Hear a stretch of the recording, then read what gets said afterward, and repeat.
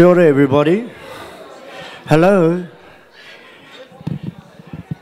We're due to start again within the next couple of minutes, so could everybody please find their seats and make themselves comfortable? Thank you.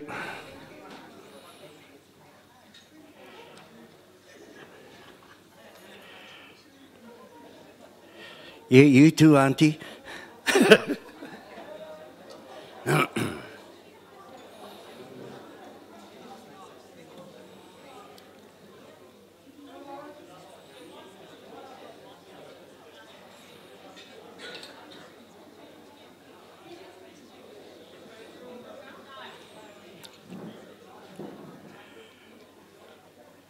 So we'll be starting in about a minute's time, so thank you very much.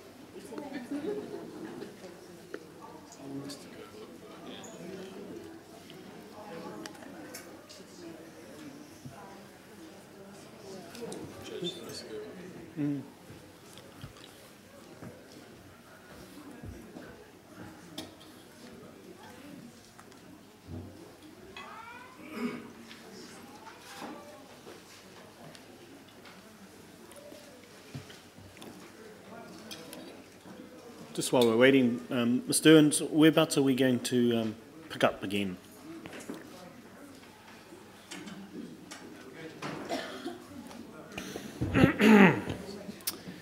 Sorry, Your Honour, I was just getting myself ready. We're going to pick up again with the Kaikohe Aerodrome. But before we do that, I see we're still waiting for Dr. Parsonson, aren't we? But when we get into it, we'll come to page 35 of the document. Okay.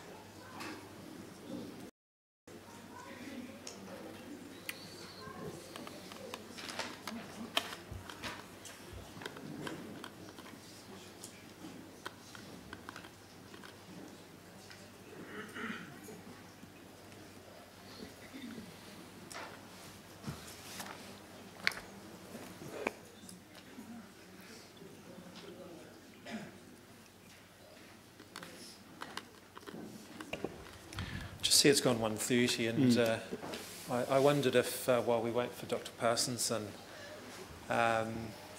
he kōrero tēnei kia mahi tō tātou hoa, kei te pauaka nei. Kua puta he whakamaumaharatanga anō kia hau. e pāna ki tētahi o nā mea kei runa i te tēpu kei mo i te karauna, koina te paipera e noho mai nei. I tētahi o nā huihuina o te wahanga tuatahi o tātou huihuina, i puta mai tētahi tangata ko... Kāri ko nei. Kāri ko nei. Ko Oneroa. Te mutina o tāna kōrero, mi taua wā, i tai mai te wā kia pātai te roi a te karauna ki tēnei tangata. Engari, ko te hiahia a Oneroa kia pātai ki te roi a te karauna. Ka hō mai ia tētahi paipera ko tāna kōrero mai kia hau hō mai tō ringa anaru, kei runa nei, mea mai, do you swear to tell the truth, the whole truth, and nothing but the truth? Koina tāna pātai. Me ki koina tāna pātai tuatahi, tāku whakautu na ki a ia. Oh, of course, I'm only here to tell the truth, the whole truth, and nothing but the truth. Ai taua wā, mea mai te kaiwhaka wā, me kāti tātou i kōnei. Tēnā rawa tū koe te kaiwhaka wā. O tira, i tētahi atu o nā huihuina i hō mai e Oneroa, tētahi paipera tapu ki te karauna, koina te pukapuka e noho mai nei, kua kawea mai nei, taua mea ki e nei huihuina katoa, mai taua rā ki tēnei rā.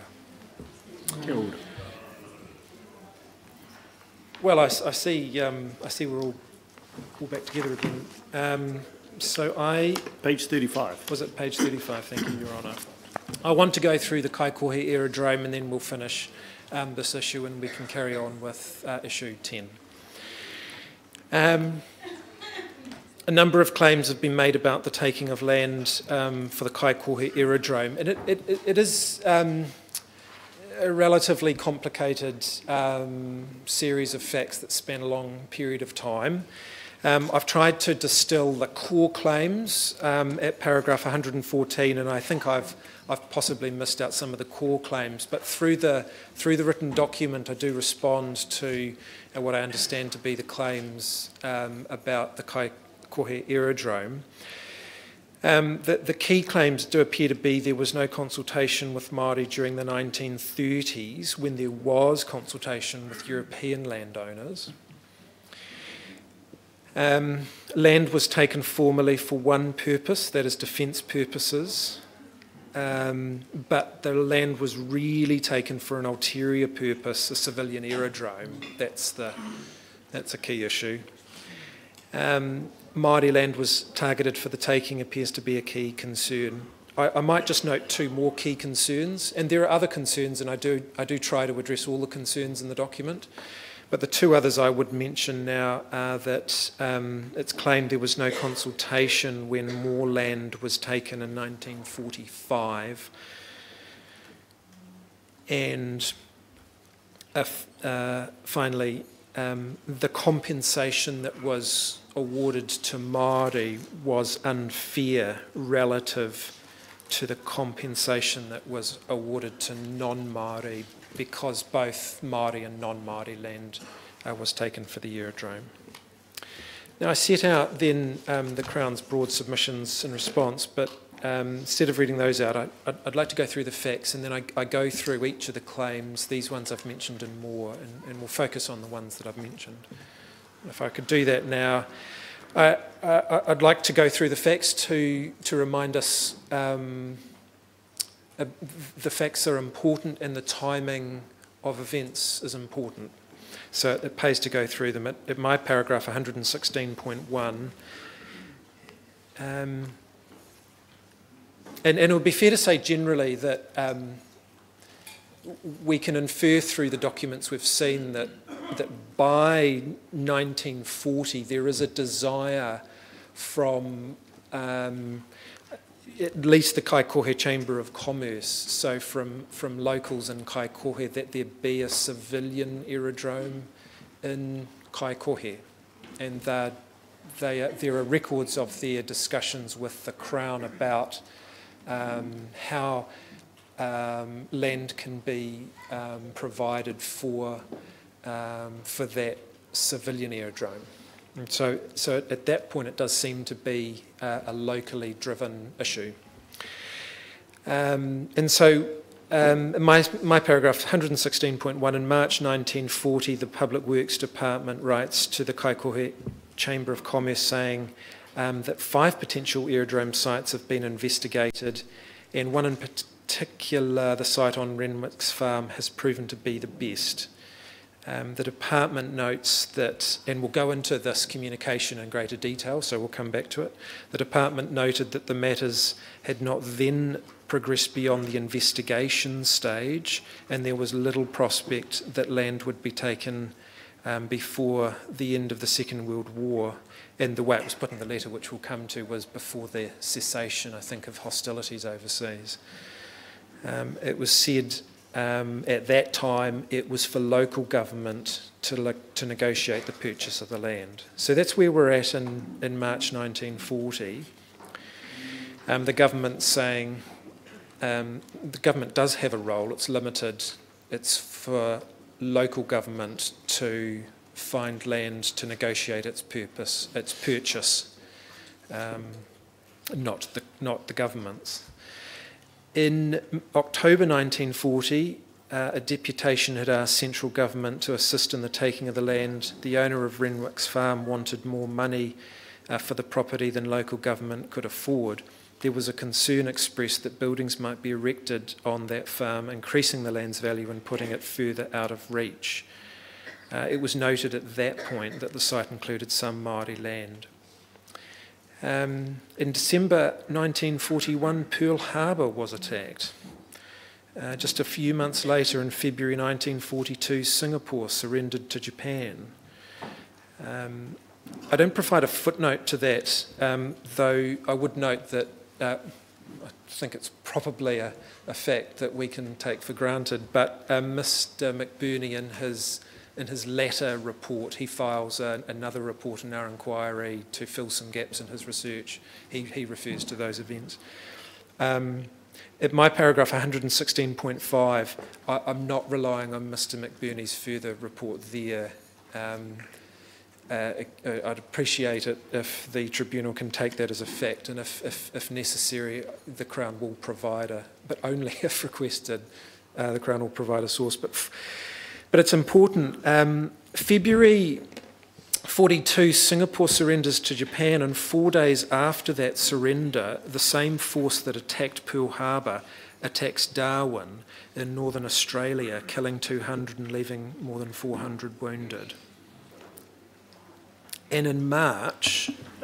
sorry, can we just have quiet over here? There just seems to be a continuous noise. Can't quite hear Mr. Irwin. Kia ora.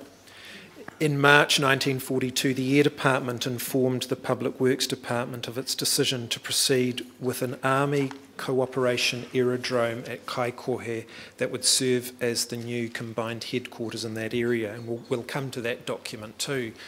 But it's at that point that the government is of the view that land must be taken under the Public Works Act for a military purpose, for defence purposes.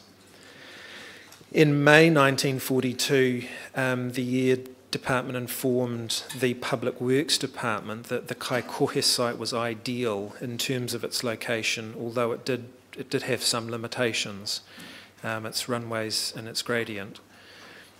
Later that year, in September 1942, land was taken for public, that is, defence purposes.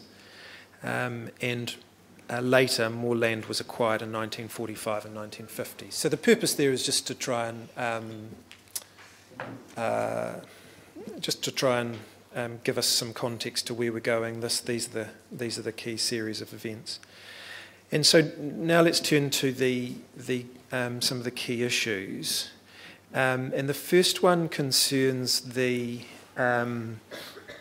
the failure to consult Māori during the 1930s, when there's evidence that there was some correspondence with European landowners. And just to shortcut this, I'll turn to my paragraph 121. And here I refer to the additional evidence that Mr. McBurney filed after the hearing where he presented his first report. And in one of the documents that he located through further research, we have a letter written in March 1940, and it's from the district engineer from the government to the Kaikohe Chamber of Commerce. And I've already briefly mentioned it, and I set out a large quote from that letter. And it says, "I wish to advise that after investigating at least 5 suggested sites, the choice was narrowed to 2 for more detailed engineering investigation. The result of this indicated that the site on Mr. Renwick's property adjacent to Ngāpuhi Station offered the best possibilities and is the one favoured by our department. Up to the present, the question of establishment has not progressed beyond the investigation stage." And then at the start of the next paragraph, the letter says, "The department has not negotiated for the purchase of the necessary land because it's not our function to do so." So just a couple of things follow from this. We know that if we can just step back to 1940, by March 1940, we know that there have been some investigations of possible sites for a civilian aerodrome. And I accept at that time the issue is a civilian aerodrome. But it hasn't progressed beyond the investigation stage. And one site, and it is the site that's eventually taken, has identified itself as being the most favoured site, and it's Renwick's property, and I think O'Shea is the farmer who purchases from Renwick, and O'Shea becomes the farmer from whom the land is taken. But there's no question of Māori land at this stage having been identified about which there needs to be any consultation with Māori landowners. So through the 1930s, we wouldn't expect there to be consultation with Māori landowners because it hasn't got that far yet. And another point also follows, just in terms of the files that we'd expect to find things in. The Public Works Department is clearly communicating that it is not its job at this time to be purchasing the land. It is a local affair. You would expect to find consultation, if there was it, with European landowners. And I say European landowners because at this point Māori land hasn't been identified. It's being needed to be consulted about, but you wouldn't expect the Crown to be conducting that consultation. So you'd be looking at local government files.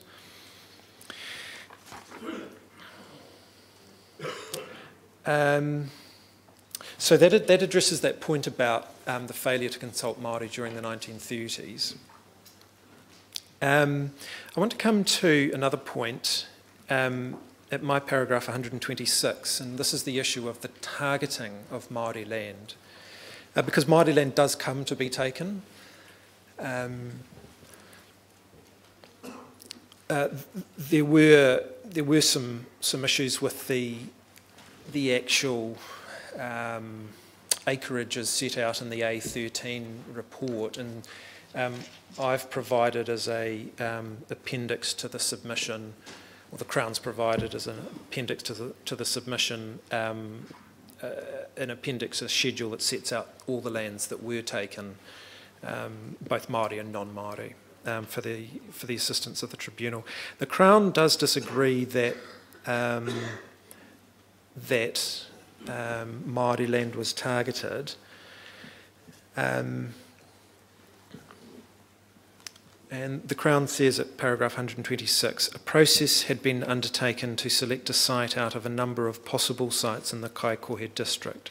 The site that eventually became the Kaikohe aerodrome emerged as the favoured option, even though it was believed land compensation would be more expensive due to it having better access, flatter terrain, requiring less earthworks, and having better approaches for aircraft and having a compact layout. And having said that, it was identified too that while the site was ideal, there were some limitations to it. There is no indication that the site eventually chosen was selected because it contained Māori land. The Crown, I don't think I need to say that.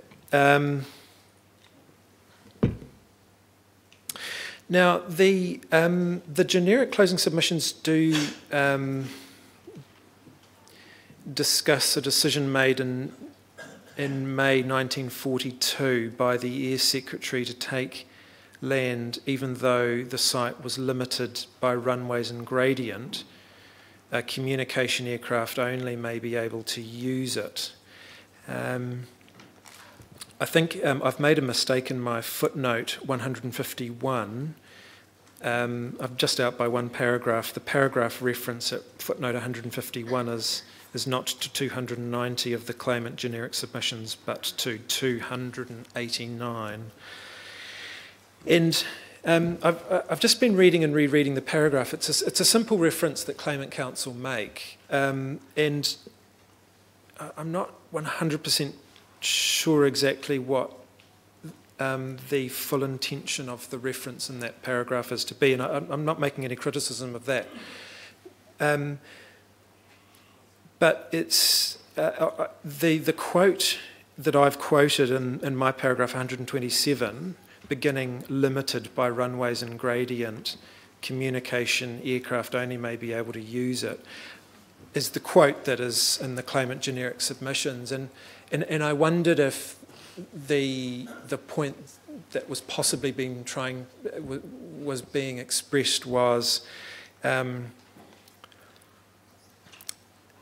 either land was being taken for one purpose, but it really was actually limited by its runways and gradients, and so it really wasn't going to be put to that purpose. Perhaps that's what's being suggested, or perhaps what's trying to be suggested is that Māori land is somehow being targeted because land's being taken for an aerodrome even though it's limited by runways and gradient, and only communication aircraft only may be able to use it. And we've just tried to trace through the origin of these words, and Mr. McBurney has helpfully filed the original source document for those words in his additional evidence AA24, and the document is AA24A. And I set that out on the next page, and I might just quickly go there. So if we turn to my page 41, and at the bottom of the page, we have the quote. I think that's the correct. Is that the quote? Yes, yes. And so the heading within the quote is Army Cooperation Aerodrome Kaikohe. And it says, as the Army will inevitably require an aerodrome in the vicinity of Kaikohe, it is considered that the Ngāpuhi site is ideal from the view of location, although limited by runways and gradients. And it goes on to say, communication aircraft only may be able to use it. And so I guess the quote in the claimant generic submissions is a little selective, or perhaps that's unfair. I mean, if we just turn back to the source document, the point I wish to stress is that that site was considered to be ideal, despite there being some limitations to it. And that's the simple point I'm just making at this point.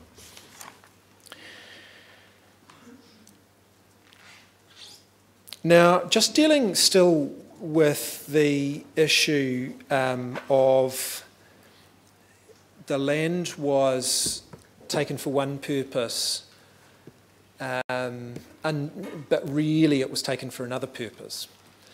And I think that this is a fair point really for us to look into, because the original, I mean, the taking in the gazettal will record that the land is taken for defence purposes, and it was. But the surrounding circumstances raise some questions here, because as we've already discussed, it seems the origin of this is that there's a local desire for there to be a civilian aerodrome, and following the war we know that the military no longer require it for defence purposes, and it is put for those civilian purpose. It becomes a civilian aerodrome. And so that raises the question, and the way Mr McBurney puts it, and I think the way claimant counsel submit, is that the land was taken under the guise of defence purposes, when really it was taken for another purpose, the civilian aerodrome. Now, just coming to the top of my page 41, as I went through the events of the time, the decision to acquire the site was made following the Japanese attack on Pearl Harbor in December 1941, and as I've mentioned, Singapore had surrendered to the Japanese in February 1942, and that attacked Darwin in late February 1942. And these events, which would have clearly been reported in New Zealand, would have had a real significance for New Zealand, which was more exposed now to a Japanese invasion, and Northland was a prime location for the attack to take place. By early 1942, and by early 1942 I mean by February, March 1942, there was an urgent need to prepare. And I would also note at this point that Mr McBurney's evidence, this is in his recent report AA24 at page 66, he says, in March 1942, the urgent requirement for an aerodrome was prompted by the current state of the Pacific War, with Japanese forces advancing unchecked and Singapore having fallen a few weeks earlier. And so we then see the document, my paragraph 128, the Air Department notifies the Public Works Department in March 1942 of a decision to proceed with an Army cooperation aerodrome at Kaikohe. And in the communication, the Air Department states it's now been decided to proceed with the Army cooperation aerodrome at Kaikohe to serve as the new combined headquarters in that area. For this purpose, runways of 1,000 yards in length and similar in shape to those required at Awanui will be needed. Will you please produce immediately a design of runway strips to suit all weather conditions? And so this is the point of time where the government has identified the real need in a national emergency for there to be not just any runway, but a military runway. Land needs to be taken for defence purposes. And then we have the document that we've already gone to of May 1942 that the Crown submits shows without doubt the aerodrome was intended to be, at that time, an Army cooperation aerodrome. It's expressly called that. And as we've already as I've already taken you through the quote, the Army will inevitably require an aerodrome in the vicinity of Kaikohe, and it's considered the Ngāpuhi site as ideal from the point of view of that location, albeit limited by runways and gradients. And so the Crown submits that there was a genuine purpose at that time in May 1942 for the Crown to take land for a defence purpose, namely an Army cooperation aerodrome at Kaikohe. And it was excellent that work had already been done to identify certain sites and that had already been considered a site.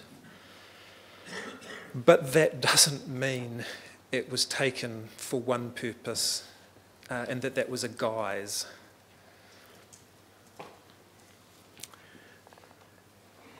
My paragraph 132, the closing submissions for Y2373 state that the takings were not in the national interest and nor were the lands taken as a last resort. And the Crown submits that the takings were undertaken in exceptional circumstances, were in the national interest at a time of national emergency, and were the end result of an investigation to find the best site for an aerodrome in the district, and that the location of the site was deemed to be ideal.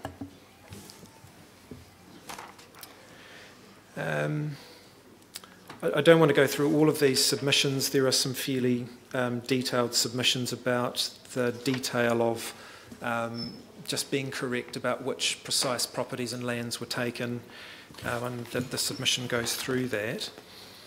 But if I could take the Tribunal, please, to paragraph 139. Can I just go back to 133? The Y2373 submissions also state that the site was never used. Was it that the site was never used, or the site was never used for defence purposes? Well, I'm not sure, and I say that because if we just turn to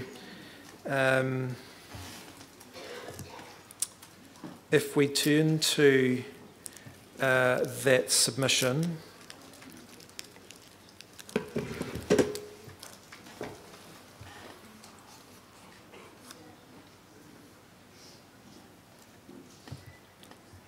and so this is submission 3.3.300 at paragraph 143.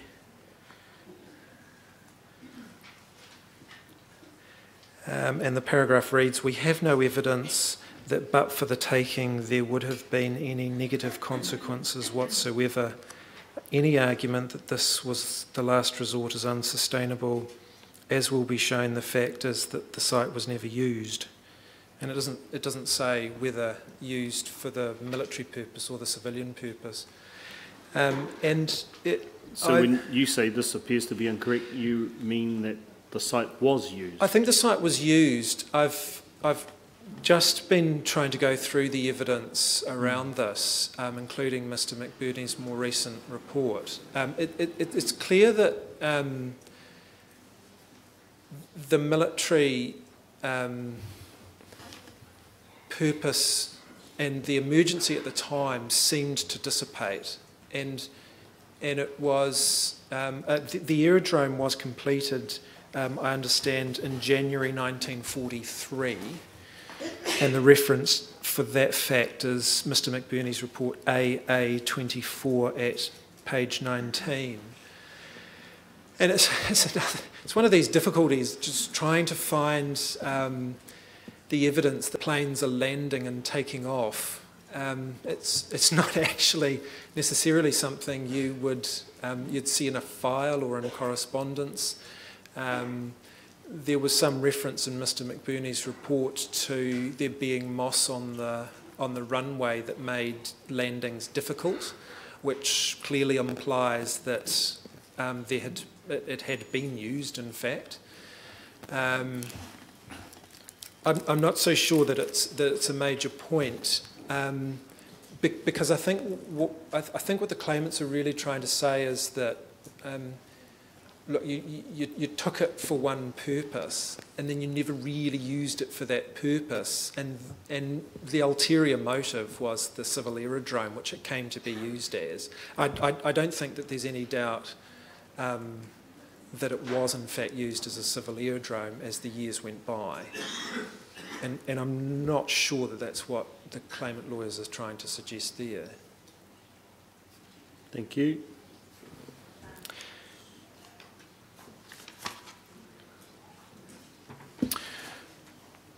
Just turning to paragraph 139, the generic closing submissions then state that in contrast to Māori land taken for the aerodrome, general land received compensation above the government valuation, and the compensation was paid promptly. And the Crown disagrees, and I think the facts do clearly show that the compensation that was provided to the Māori landowners was paid above government valuation. This is something I took Mr McBurney through in cross-examination, in a cross-examination bundle, and I apologise, I don't have it to hand, and I don't think we need to bring it up on the screen, but I put a document to him where we tried to crystallise all the factors that went into the takings, both of Māori land and European land.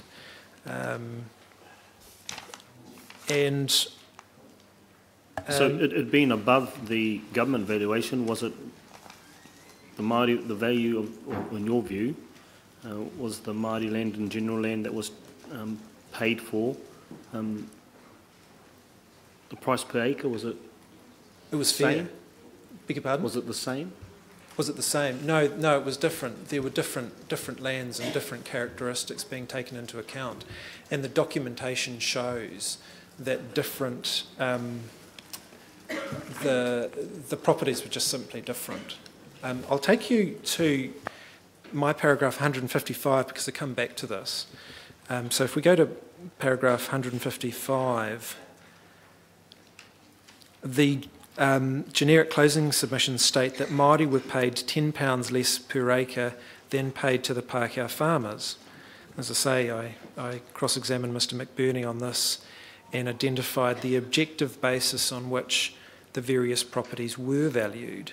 The valuations took into account a number of factors, such as the value of improvements on the land, including, and on the European land, buildings, water supply, fencing, plantations, areas grassed, the location in relation to access and the size of the block, and I think also the farmability of the block, if that's a word. But I think by then the owner of the European lands is Mr O'Shea, and I think he owns, I think it's 2 blocks that are adjoining and that are an economic unit in their own right in that regard too. And I took Mr McBurney to agree with all those propositions, and that we weren't comparing apples with apples, but apples with oranges. There were different characteristics, and so the valuation for the Māori land is reached on an objective basis. And yes,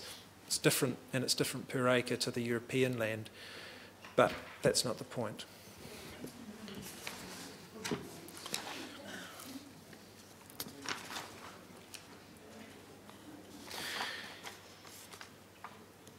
If I can just come back to my paragraph 144. The generic closing submissions state there was no engagement, and by engagement I take them to mean no consultation with the Māori owners of the land that was to be eventually taken in 1945. Now, at the hearing we had at Mangakahia, I talked to Mr McBurney about this, and we identified a page in his report which showed evidence that and I'm in my paragraph 145, the acting district engineer informed his head office in August 1943, so this is before the taking in 45, that he had been in contact with the registrar of the Native Land Court about additional land required for an expansion of the runway, and that a Mr. Poe, so this is Eru Poe, who was the department's representative in Kaikohe, had been asked, quote, to interview the native owners concerned, end quote.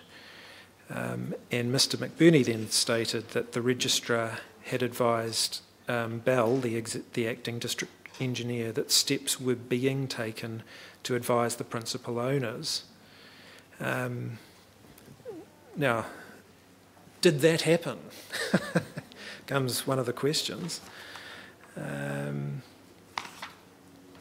it appears from the further research that Mr. McBurney did that a consultation certainly had happened, and had happened, I think, before that time. So if we turn the page,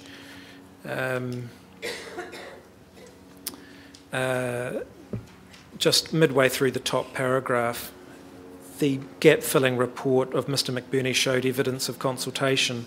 In August 1942, there is reference to consultation with a Mr. Taha Wihongi, who was said to be not very much concerned about the taking of some of his land, but was concerned about the suggestion that other parts of his land would be taken, in the quote that I go through. So there was consultation in the lead up to the taking of the 1945 taking.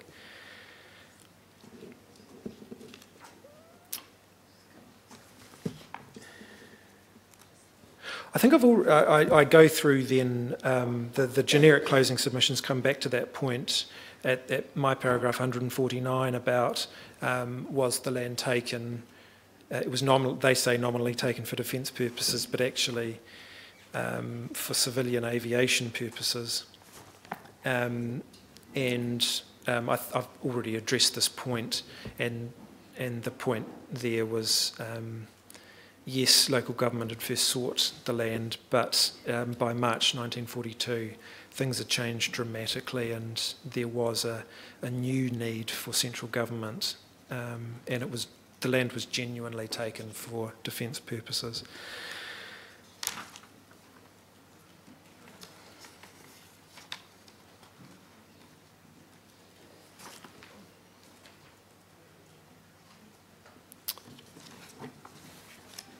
I think I don't need to go through the other points in relation to the Kaikohe aerodrome.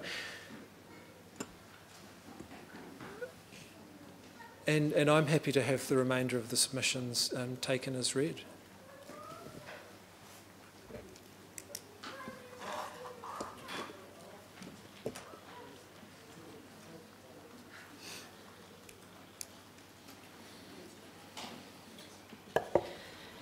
Just going back to the railways issue, did the Crown come to any position on the cycleway being developed without the railway land that was no longer being used for that purpose being offered back to the owners? I'm not sure, Dr. Anderson, no. I'm not sure. You're talking about the more recent cycleway. I am. Yeah. I'm not sure where that currently is at. Right. I suspect it's beyond the evidence in our inquiry. We heard evidence about that quite some years ago, and I'm not sure where things have progressed following that. Okay. And sorry, just to clarify with the aerodrome, that was not offered back to the owners after it was no longer used for defence purposes? No, I don't. Yes, that is correct. My Yes. understanding is the purpose for retaining the land changed, and at the point that it was no longer needed for military purposes, it wasn't offered back, because there was considered to be a need to retain it for the civilian aerodrome. So, in effect,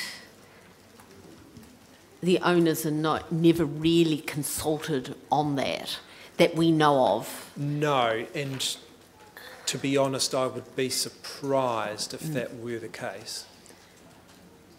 That they were Consulted. I wouldn't expect to find that. And would that be is that an issue in your view? Well, central government has taken the land for its military purpose, and it's clear to central government that local government has a desire for the land for a local need for the civilian aerodrome. There comes a point where the situation's changed and the central government no longer requires it, and it decides it's aware that there's a need for the local government purpose. I don't know how well that's been investigated in terms of the point in time where that transfer, if you like, occurs. If there quite is that transfer, because it starts to get complicated, doesn't it? That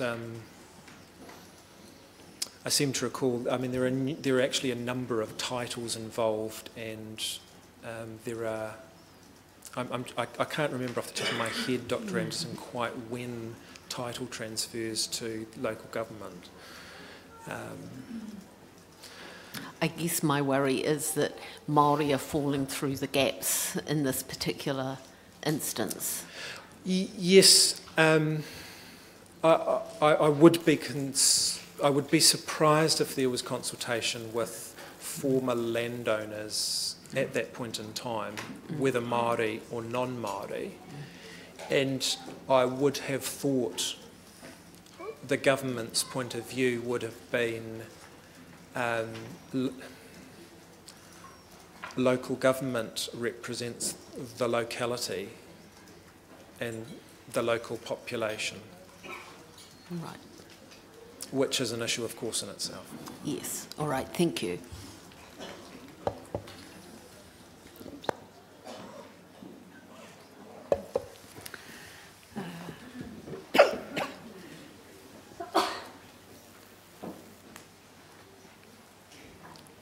Kia ora, Mr. Irwin.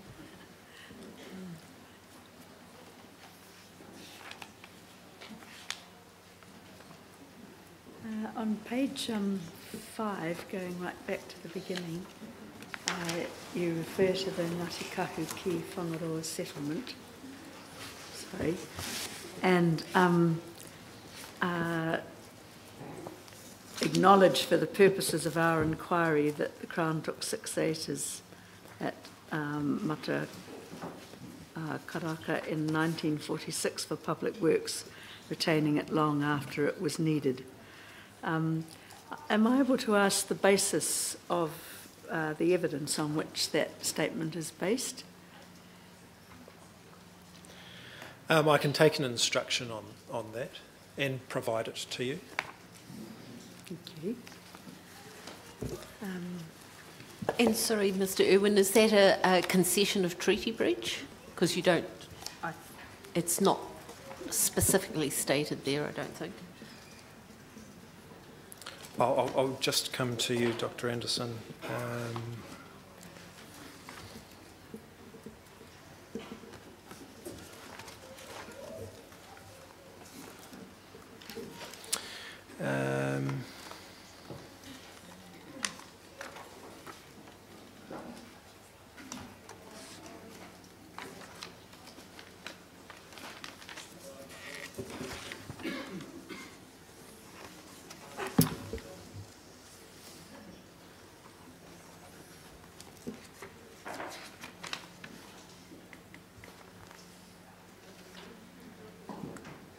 Sorry, if I can just take a moment.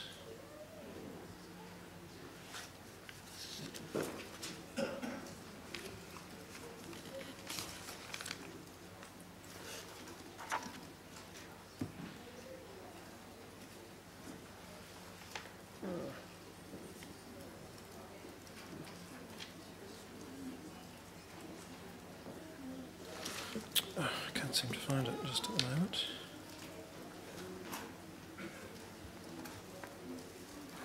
Look, sorry, I'm wanting to turn to I think we mentioned this later in the document, and I'm just trying to locate that.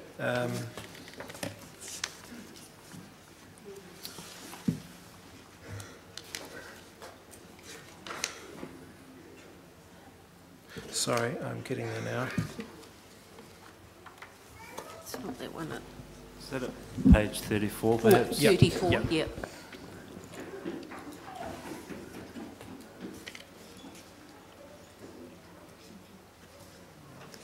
And just having reviewed that, I need to just check one other document. So could I come back to you on that? Yes, okay, thank you.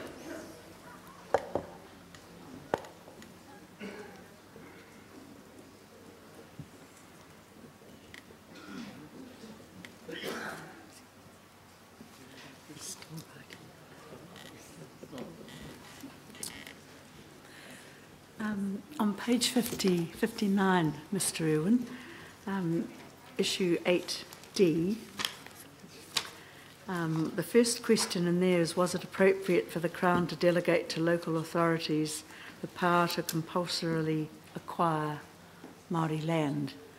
And the answer given is that there's not enough evidence on the record of inquiry.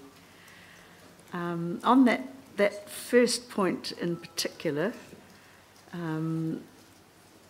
and possibly also the second point, are those not questions that the Crown feels able to respond to?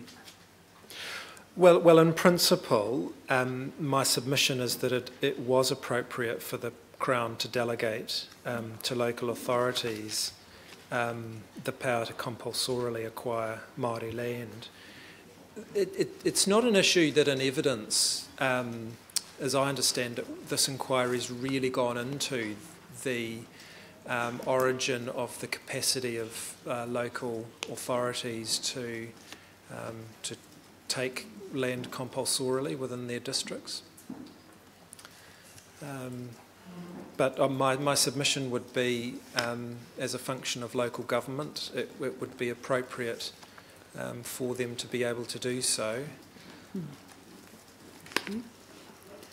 And similarly on page 67, issue 8P, the question is the issue is the current public works legislation consistent with Crown obligations pursuant to Te Tiriti and or the treaty?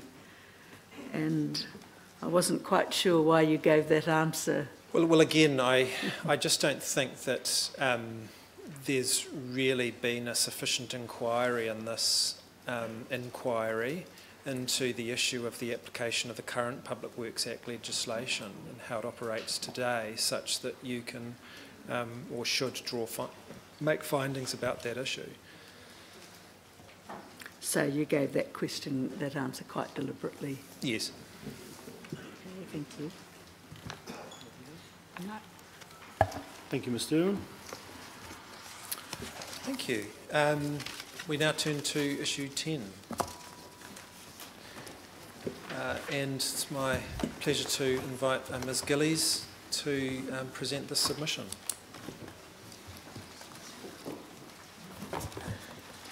And we'll just take a moment to change over. And Ms. Gillies, she wasn't here before the lunch, but she's aware of the difficulties we've had in Yes. Checking everything with this submission. Yes.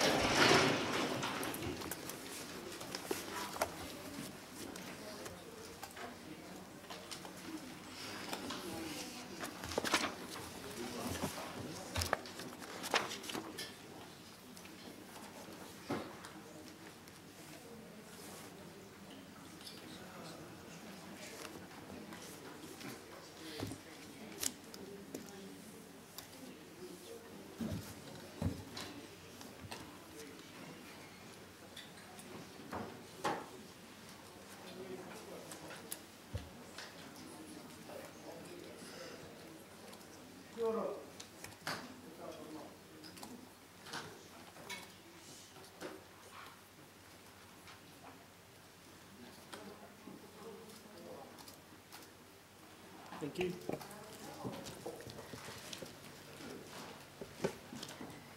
In relation to issue 10, the Crown begins by saying that the Crown recognises that Northland Māori have a special relationship with the environment and its resources, and the Crown also acknowledges the importance of the environment to Māori culture and the Māori worldview.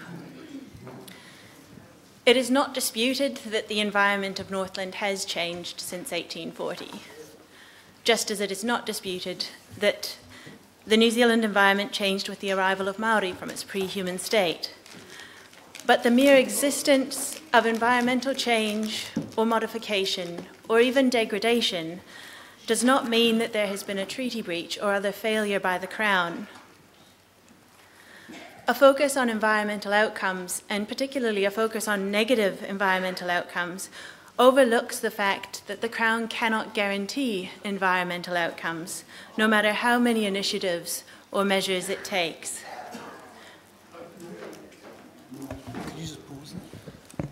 No, I'm going to ask people to just give Ms. Gillies a bit more of a chance. Thank you.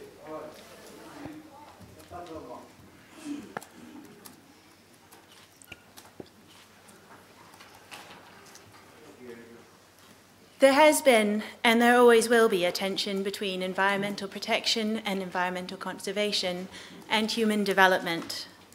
And some degree of environmental change is inevitable with human existence. Whether or not environmental degradation has in fact occurred involves a level of subjectivity that varies from person to person and time to time. And likewise, determining whether or not any response to environmental degradation has been adequate varies from person to person and time to time. In assessing claims of treaty breach in relation to the environment and resource management, the Crown submits that it is important that any inquiry is not restricted to environmental outcomes, and the entire circumstances of each particular case must be considered. Knowledge about the causes of environmental change and people's perspectives in relation to the environment and natural resources change over time and will continue to change.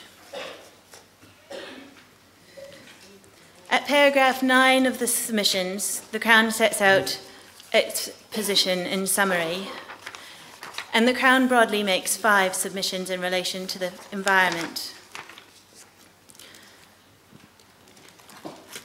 Firstly, the Crown says that management of the environment is a legitimate governance and regulatory function of the Crown.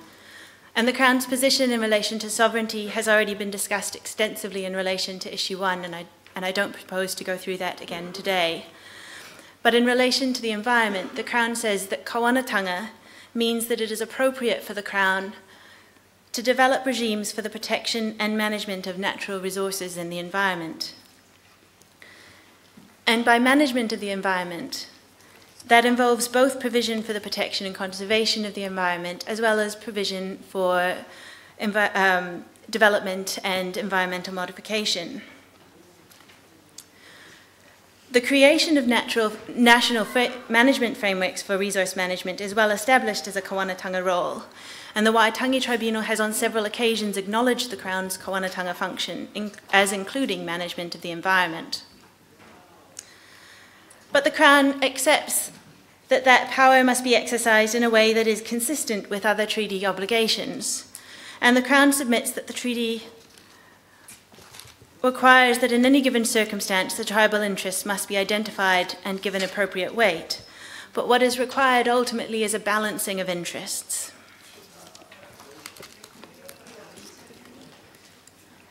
Secondly, the Crown accepts that it has a duty to actively protect taonga under Article 2. And the Crown accepts that this extends beyond property interests and encompasses more than objects of tangible value. But the Crown submits that the environment as a whole is not a taonga under Article 2. And this is well settled and reflects the findings of the Tribunal in Y262.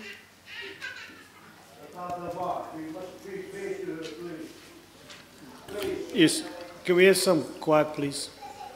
Kia ora.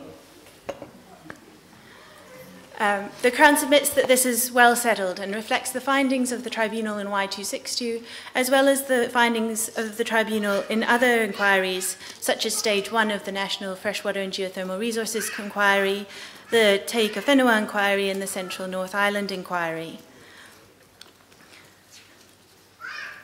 The environment is a broad term. Sorry, where are you at now, Ms Gillies? At paragraph 27. Oh, taiho.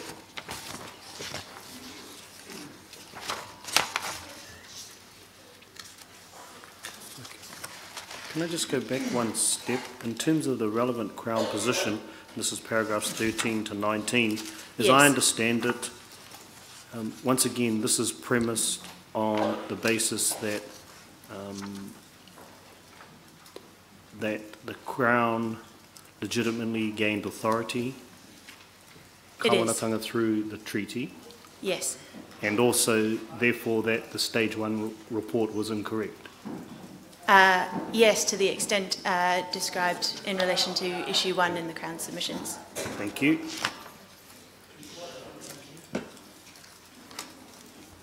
Now we're back to paragraph, what is it?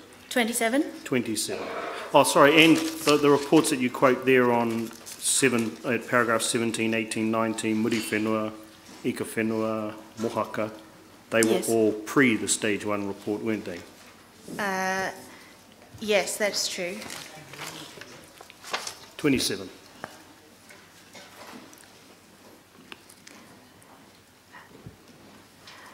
The term environment is a broad term, and as described by the Tribunal in the Y262 inquiry, the environment is incredibly vast and constantly changing. It refers not only to the so-called natural environment, such as coastal areas, lakes, landscapes, etc., but it also includes the urban environment of New Zealand's towns and cities. And the Tribunal in the Y262 report expressly rejected the idea that the environment as a whole is a taonga, in the sense that that term is used in Article 2 of the treaty. The Tribunal said that such an all-encompassing interpretation devalues the status of taonga and the rights and obligations that flow from them. But that's not to say that there cannot be particular environmental taonga.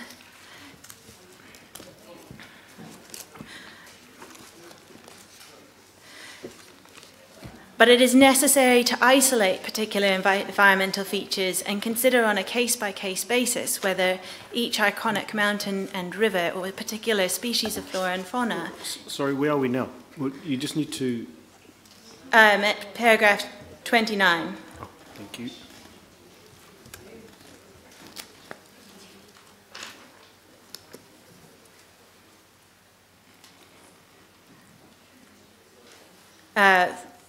The Tribunal in the Y262 report noted that specific environmental features or resources could be taonga, but that needs to be tested, and it's particular environmental resources rather than the environment as a whole. Moving to paragraph 35,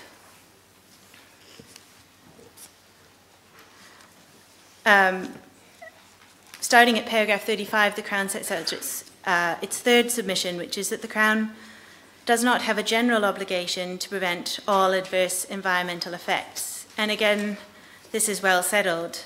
The Tribunal has confirmed previously, set out at paragraph 37, that it is not a treaty duty for the Crown to maintain a pollution-free environment. This was clearly neither possible nor contemplated in the circumstances of early development in New Zealand. And neither is allowing for environmental modification for economic development a breach of the treaty per se. It was not and is not the Crown's task to prevent environmental harm or modification per se. And the Tribunal has accepted that some degree of modification and damage is inevitable for economic development.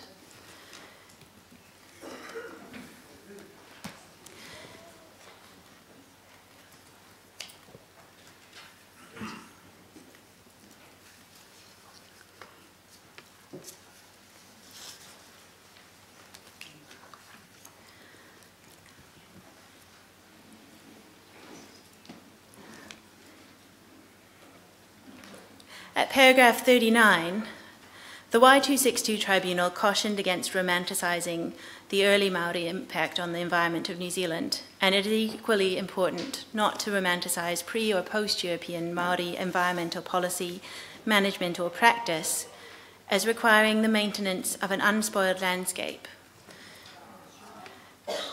And at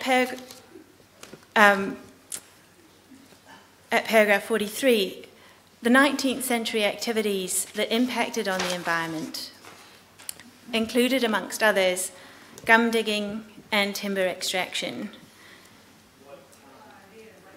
And the claimants contend that the Crown was not a passive actor in these industries. However, it needs to be said that neither were Māori passive actors in the extractive industries. The Crown's treaty partner was fully engaged in the changes to the environment in Northland in the 19th and 20th centuries. Māori were active participants in both gum digging and timber extraction and derived economic benefit from both industries as well as others.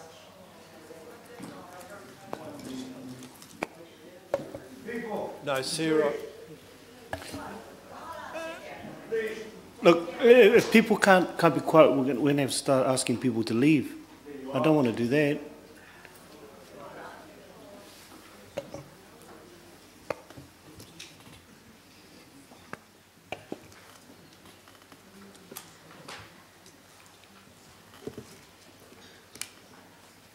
Starting at paragraph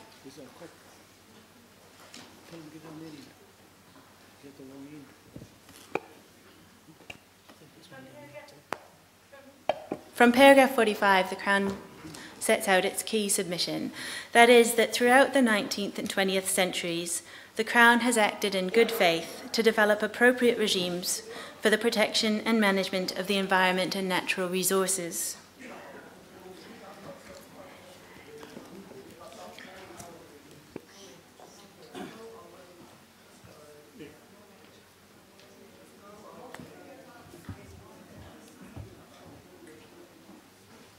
Settled over there?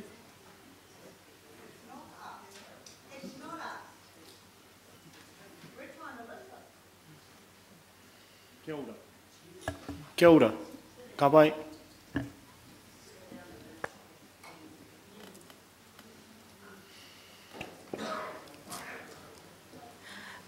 From paragraph 45, the Crown sets out its key submission. That is, that throughout the 19th and 20th centuries, the Crown has acted in good faith to develop appropriate regimes for the protection and management of the environment and natural resources.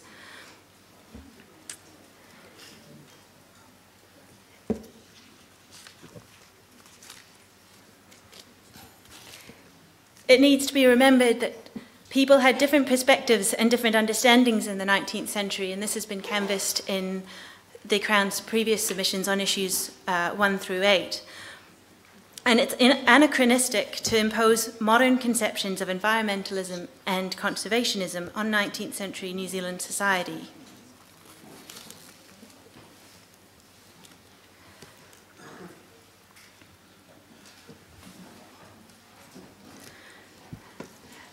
At paragraph 54, the Crown notes that 19th and 20th century Māori held varying views in relation to the environment.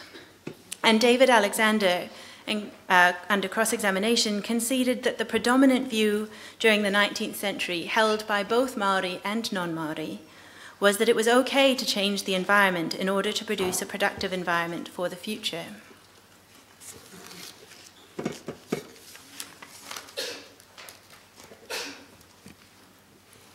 Turning to paragraph 58 of the submission.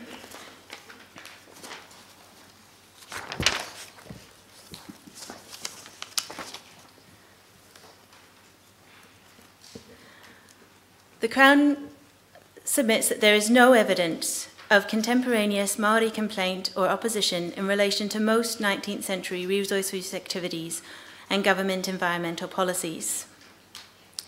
As has been noted in relation to earlier submissions, Māori, including Northland Māori, petitioned the government throughout the 19th and 20th centuries in relation to a number of matters. There are numerous complaints and petitions in archives, numbering well into the hundreds, about all kinds of issues. but there's a lack of evidence provided to the tribunal of contemporaneous Māori opposition to most of the activities that the claimants now assert have caused significant damage to the Northland environment, such as gum digging, timber extraction, or the introduction of exotic species. For example, David Alexander noted that there was a lack of contemporaneous Māori complaint about the practice of timber floating affecting fishing on inland waterways. Mr. Alexander stated that among Crown Records research for this report, there is no mention of any objections from Northland Māori about the impact of timber floating and driving affecting eel fishing or other fishing of inland waterways. Mr. Alexander also noted the lack of Māori opposition in relation to the acclimatisation of exotic species. Mr. Alexander stated that the reaction of Northland Māori to these introductions of new animal and bird species is not known, but Māori would have regarded the new species, especially introduced game birds, as just more food for the pot.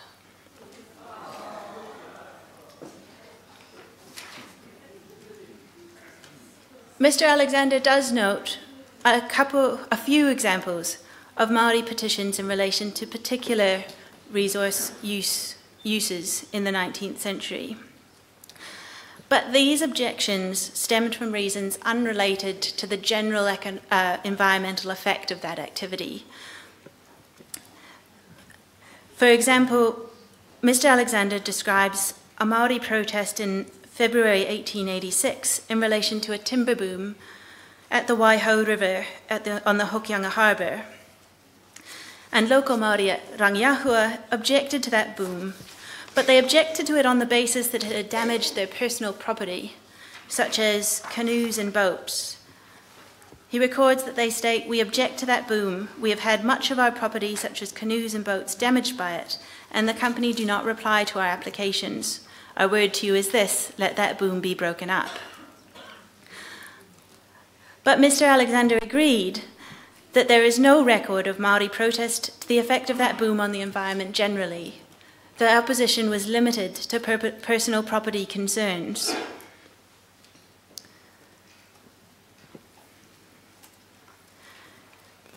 From paragraph 71, the Crown sets out its position in relation to issues in relation to the management and use of freshwater resources. Now, the Crown accepts that Māori have rights and interests in freshwater, and this position has been consistently stated in the Y2358 freshwater inquiry.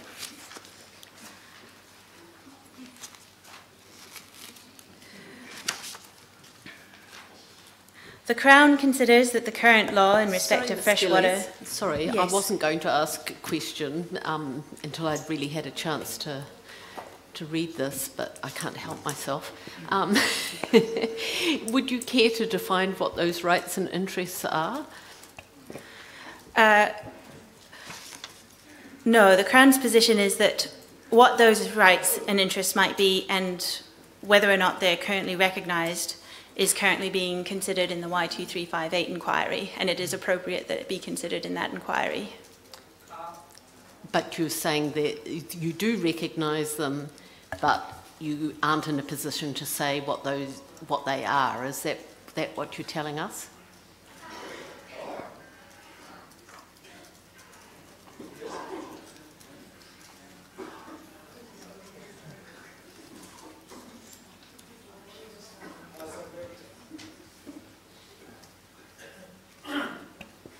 Yes, how to best recognise those interests is currently a process of negotiation and consideration, and is being considered in the Y2358 inquiry, and the Crown considers that that's the appropriate forum to consider that. All right, thank you. So what do you recognise then?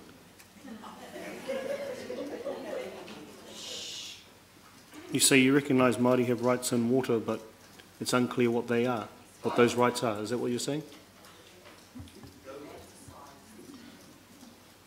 Those are still to be negotiated or determined, or... But in principle, there's this recognition.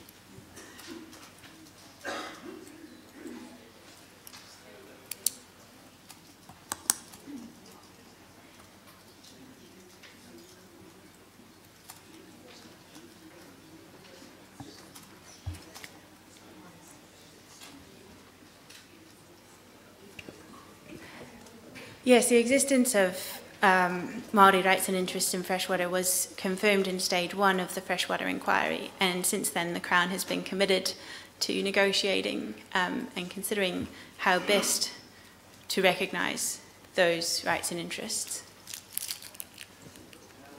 Complaint? Is that a stage 1 report they agree? How come they agree with your stage 1 report? Sorry? Anderson's stage 1 report.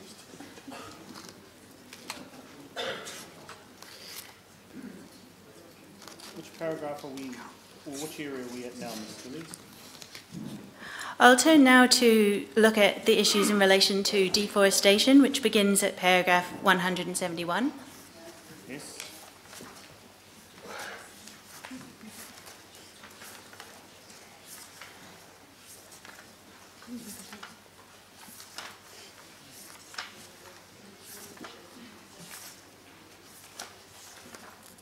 Sorry. 171. Thank you. The Crown submits that throughout the 19th and 20th centuries, the Crown has acted reasonably and in good faith.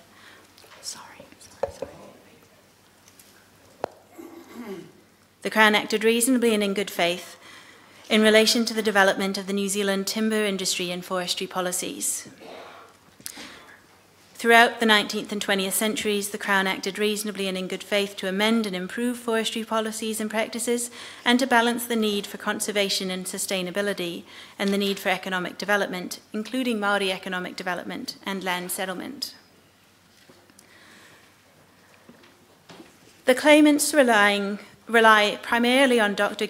Garth Kant's report, Crown sponsorship of mass deforestation in the Whangaroa and Hokianga, to submit that the Crown effectively sponsored mass deforestation within Northland, despite knowing the environmental consequences that would arise. The claimants contend that over many decades, the Crown made deliberate policy choices to encourage artificial flooding and both permitted and encouraged deforestation and the clearing of erosion-prone slopes.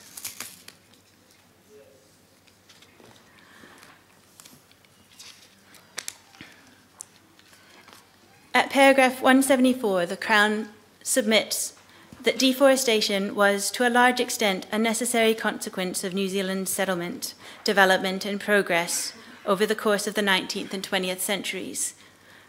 Just as equally, deforestation was a necessary consequence of pre-European Māori settlement of New Zealand.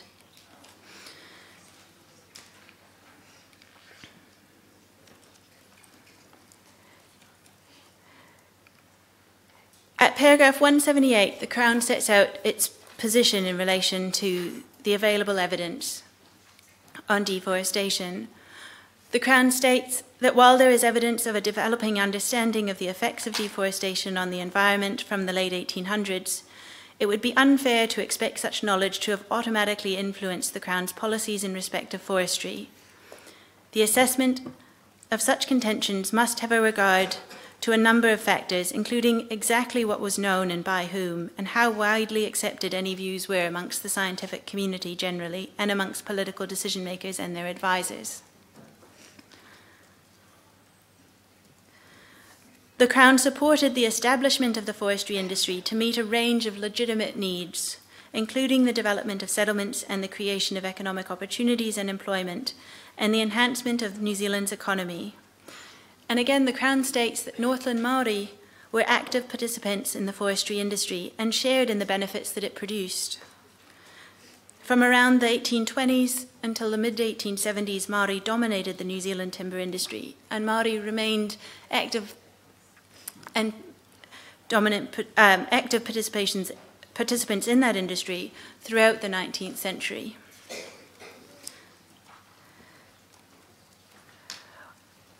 The Crown accepts that deforestation can have negative environmental effects and accepts that likely cause some negative effects on the environment within Northland. But the extent or severity of any effect cannot be assessed with any precision on the available evidence.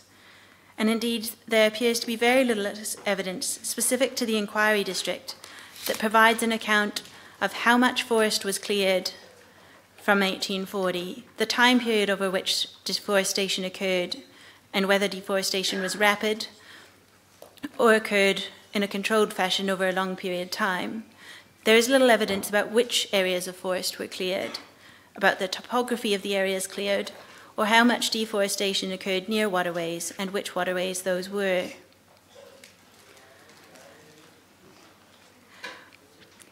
At paragraph 180, the Crown states that over time, the Crown has implemented a range of measures to protect New Zealand's indigenous forests and help reduce the adverse effects of deforestation, and has successfully conserved a great deal of native timber in the Northland region. In cross-examination, Mr. Alexander agreed that there are large tracts of native forest in Northland which have remained essentially in the same condition today as they were in the 19th century.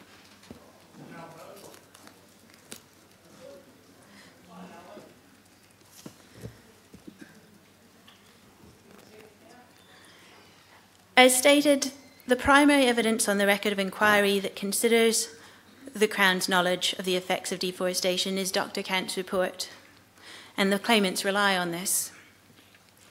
But the Crown's view is that very little weight can be accorded to Dr. Kant's report. His report largely replicates that report that he gave in the Rohepota inquiry. And as noted by the Crown in that inquiry, Dr. Kant's report does not provide a comprehensive account of the Crown's understanding of the effects of deforestation, and particularly as it relates to Northland, Dr. Kant's report has serious deficiencies.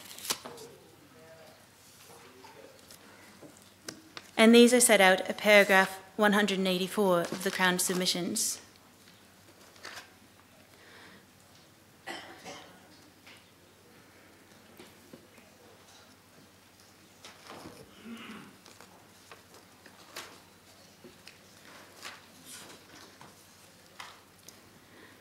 Just briefly, Dr. Kant undertook no research into any primary records relating to Whangaroa and Hokianga catchments.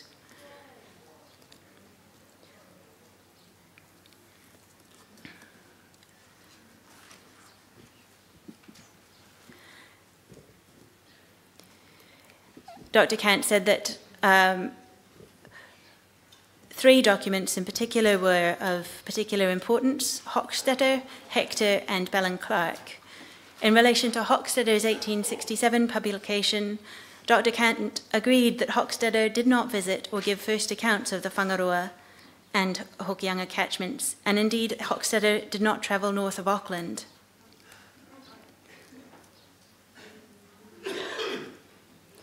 In relation to Hector, Dr. Kant only provides passages from Hector's 1894 geological exploration in his document bank, and Dr. Kant agreed that that did not report on the state of forests in Whangaroa or Hokianga or the effects of deforestation.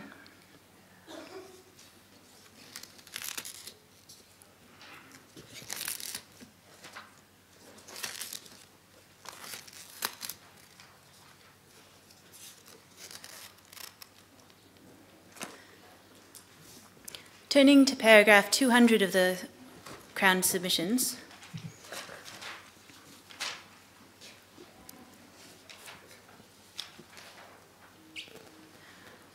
the Crown states that Northland Māori were active participants in the timber industry, and that timber extraction in the 19th century occurred on both Crown lands and Māori lands.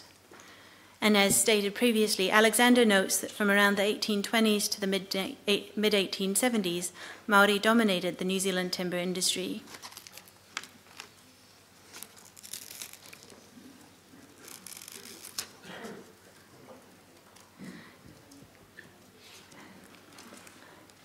As set out at paragraph 203, Alexander noted that Māori engagement in the timber industry went beyond providing a ready workforce. Where Māori retained a strong involvement was in leasing out their forests to the timber companies and in selling the standing timber on their land. Selling of the timber itself to timber companies occurred, but less frequently than selling the timber cutting rights. and there are numerous instances of timber cutting rights being negotiated with Māori landowners.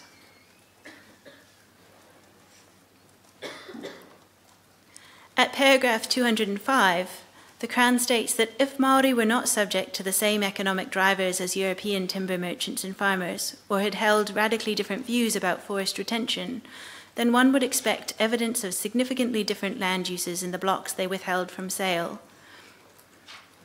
But while there are likely to have been members of both communities who retained some forest on their properties, there has been no significant evidence that Māori management of their retained land was outside of the widespread 19th century drive for timber and pastoral development.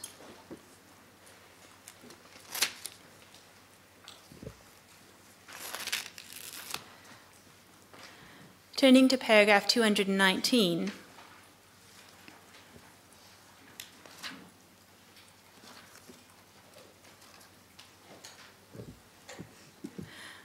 the Crown submits that the Crown has implemented a range of measures to protect New Zealand's indigenous forests and help reduce the adverse effects of deforestation. The evidence shows that there are numerous enactments and other actions of the New Zealand government in the mid to late 19th century which demonstrate a concern that there be a sustainable timber industry in New Zealand, including a concern about the state of the New Zealand native forests.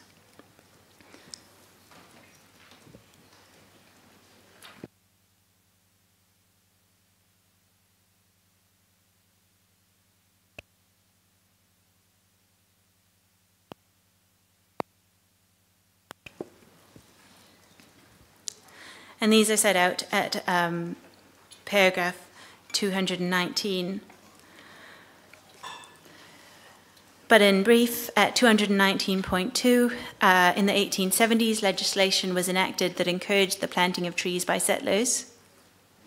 And these acts were brought into force in the entire country in 1877. At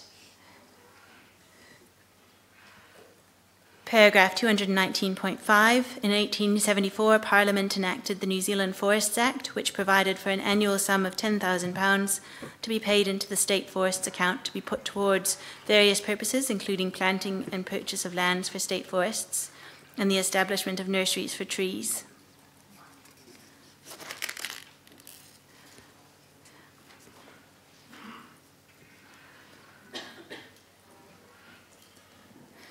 And at paragraph 221, Mr. Alexander confirmed in cross-examination that from 1881 onwards at least, the Crown was making deliberate decisions to reserve areas for forest purposes.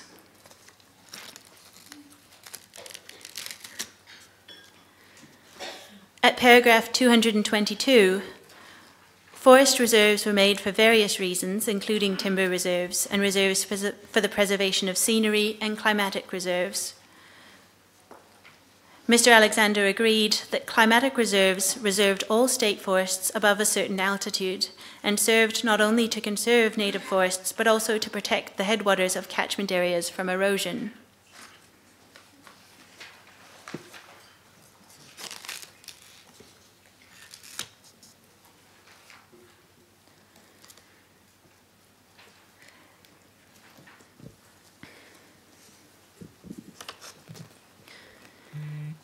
At paragraph 224, in 1876, the government appointed Inches Campbell Walker as Conservator of State Forests.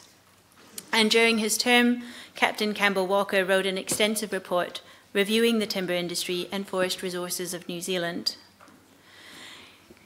At paragraph 227, the Crown sets out the 6 recommendations that Captain Campbell Walker made in his 1877 report. And the Crown states that by and large these recommendations were adopted by the New Zealand government. At paragraph 227.1, the first recommendation was the formation of a state forest department, and this was established in 1885. The second recommendation was to introduce a special act giving the governor the power to appoint officers, constitute reserves, and make recommendations and regulations for the better management and control of all forests being Crown property. And again, in 1877, this occurred. The third recommendation was the selection and demarcation and survey of reserves and their systematic management and improvement by the departmental officers. And reports in 1885 and 1903 set out how the department administered reserves, including reserves in Northland.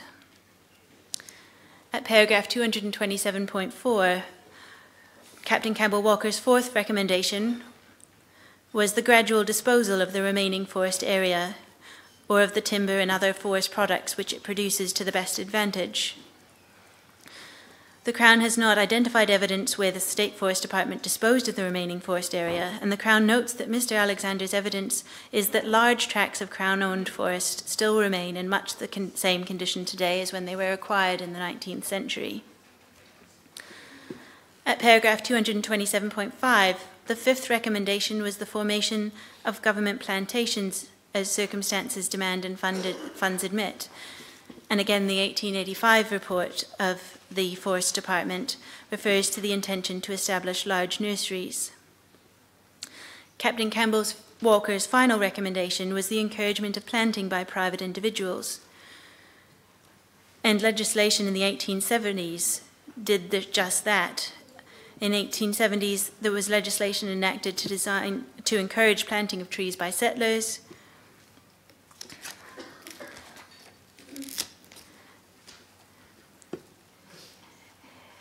And in 1892, the celebration of Arbor Day was introduced in New Zealand to encourage the planting of trees on reserves and school grounds.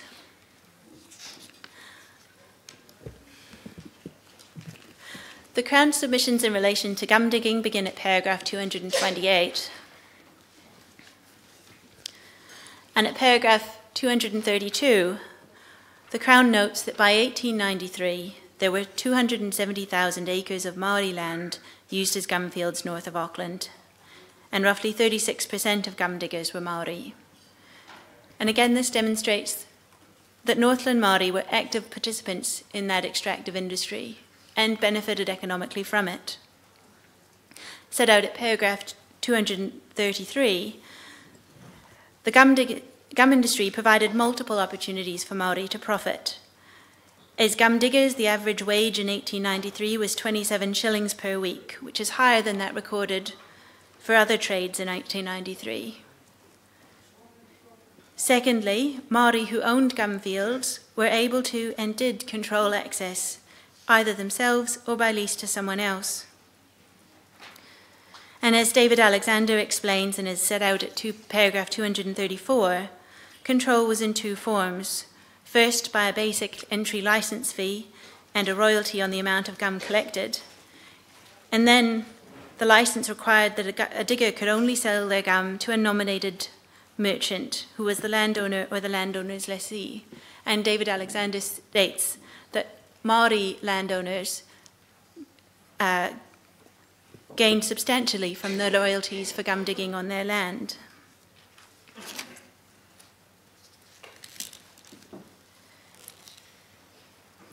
Paragraph 238 records that in 1898, a royal commission was appointed for the purpose of inquiring into the condition of the gum trade.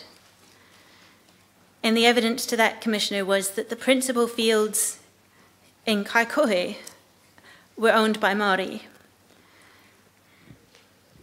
and that Maori charged 2 shillings per hundredweight for gum as a royalty,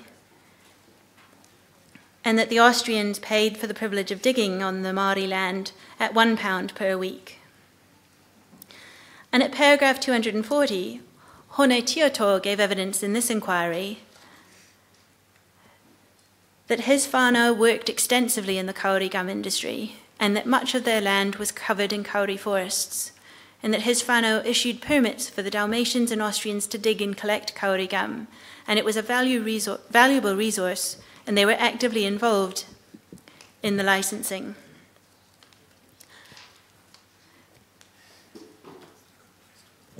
Do you want to break there for afternoon tea? Yes. Yes, we'll break there and we'll come back at 3:30. And during the break, I want everyone over here to go outside and scream your lungs out and make as much noise as you want. And so when we come back here, you're nice and quiet. Ka pai? Hapa Street.